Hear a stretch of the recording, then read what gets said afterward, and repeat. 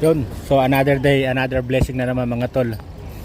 So ito si Silver, papa-blessing natin ulit. Nandito na rin naman tayo sa area ng Padre Pio. Naisipan kong ipa-blessing ulit si Silver para another good blessing. So SOP nila rito, buksan lahat pati likod para sa pagpapa-blessing. So hindi ko kasama yung team palaki ngayon. Sama ko lang aking kaliguran. Meron lang kaming pinasyalang kaibigan dito. So marami pa palang candy dito sa kaliguran. So yun, update na lang ulit. Pangalawang balik na namin dito sa Padre Pio. Kasama na yung unang punta namin dito si Blackie kasama namin. So thanks God. Dininig yung panalangin. So ngayon si Silver na kasama natin. Papa-blessing natin ulit si Silver dito. So ganun lang. Basta lagi nyo tatandaan, with God everything is possible. So yun, tapos na ang panibagong blessing ni Silver. Ganun lang kabilis pala. Sundin na loob mo dito sa lupa para sa langit. So rat-rat lang. So thanks God. Another day, another blessing talaga. So walang hanggang pasasalamat. Okay. Dala ka ng pen. Walang hanggang pasasalamat sa atin. So another day, another blessing mga tol. Thank you Lord. Basta maging tapat ka lang sa kapwa. At syempre, lagi mo tatandaan, with God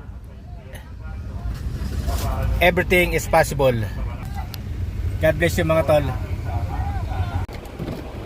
So ngayon, change area na naman tayo. Lilipat tayo.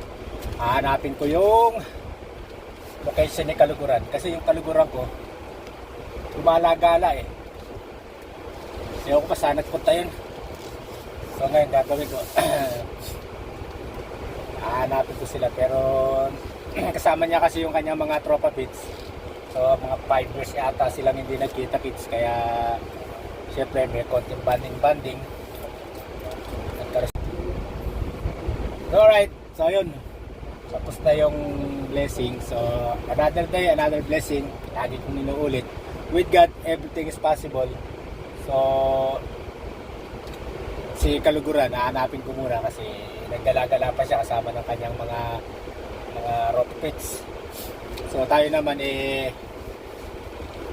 pupunta muna tayo sa parking kasi tapos na rin naman tayo nagpa-bless. So ayun lang. With God everything is possible. Wala akong masabi. Full of blessing talaga itong pumasok na taon sa amin. 2026 full of blessing. God bless you mga tol. Tandaan nyo lang, kaliguran na kayo. Dito lang ako na-enjoy sa parking ng sikat na shopping mall dito sa Batangas. Imagine mo, nasa parking lot ka tapos ganyan ang view. Ayan ang view ng parking lot dito sa sikat na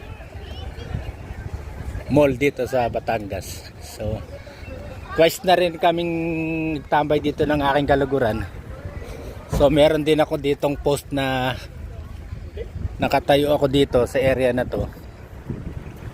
Kaso nga dinevelop na, ginawa ng parking lot. Kaya na medyo nabawasan yung view. Pero dati yung view na yan, yung mountain view na yan, diyan ako nagpa-picture kasama ko yung Kaluguran ko diyan.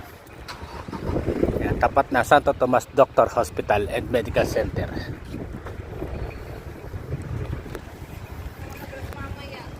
So yun. Kaya lang lakad. Malasi lang parking sa loob, masikip. Pero sa labas maluwag. Maganda pa yung view. So yun. Nandito tayo sa loob ng sasakyan. Naglakad tayo kanina doon sa init. Sa init ng araw. Para makapasok dito sa parking.